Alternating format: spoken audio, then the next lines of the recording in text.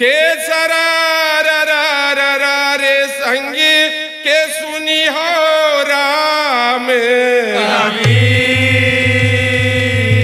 के भैया सुनी हो राम कभी के राम नाम में आलसी के भैया भोजन में होशियार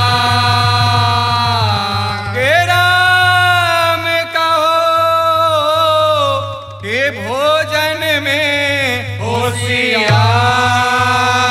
तुलसी ऐसे जीव को बार बार धिक्कार भला जय जय बोलो राजीव लोचन की बोलिए।